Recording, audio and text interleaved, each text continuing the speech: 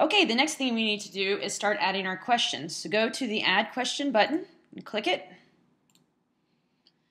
And it will open to a new page where you have multiple options, including multiple choice, true, false, multiple selects.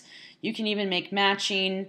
And then you can come down, if you decide to do short answer or essay, then you'll have to go in and grade the students' assessments. The computer won't be able to do it for you. So just build your test however you want it to show for the students.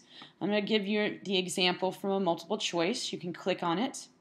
And all of these different options look the same from here. You'll have an opportunity in which to give the question a title, and it is perfectly fine to leave this blank. I normally do. Field ID, I normally leave blank as well. But you will want to give it points. So let's just say this is a 1-point question. Type in your question text. And then scroll down and do your answer key. So just say A, B, C, D.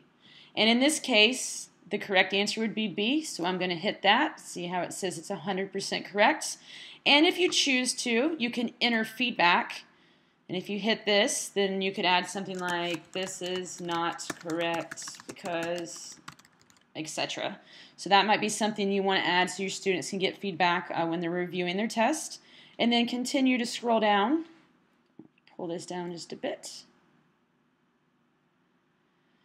And you'll notice that if you want to add even more answer choices, this is where you'll do it. This will be important for your matching questions. And then you can even be more specific about some feedback and even give your questions difficulty levels. These are things I generally don't mess with just because I'm constantly changing tests anyway. But I want you to feel free to go in and play around with it. And then finally there's this button, Add to Question Bank. You're going to want to leave this checked so you can pull this question from the question bank that you're developing over into another assessment if you choose. Since I'm going to add another question, I'm going to not hit save, but hit save and create new. In this case, why don't we do true false? And as it opens up, here's the same type of field. Come down, my points, yeah, let's make this a 5-point question and true false question. And then I could just hit my answer.